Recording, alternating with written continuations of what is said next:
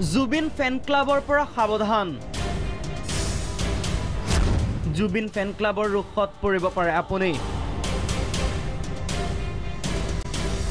ফেসবুকত ভুৱা একাউণ্ট খুলি জুবিন অনুৰাগীৰ অতপালি এটা বিতৰ্কিত ফেসবুক পোষ্ট জুবিন আৰু পত্নী গৰিমা গাৰ্গক গালি পাৰি কবলৈ শুনিবলৈ বেয়া লগা শব্দৰে ষ্টেটাছ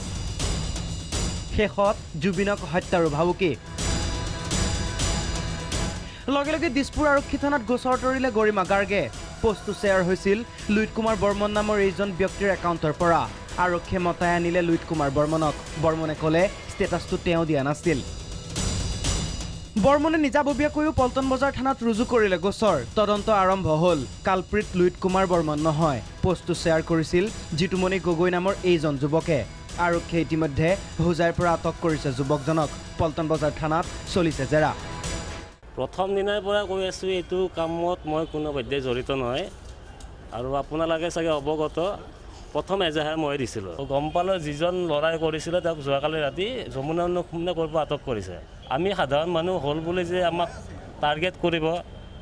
সেইটো মানে কোনো পধ্যে গ্ৰহণযোগ্য নহয় যিজন লৰাক ধৰিছে তেওঁ জুবিন ফেন ক্লাবৰ মেম্বাৰ হয় জুবিন ক্লাবৰ যিবোৰ মানে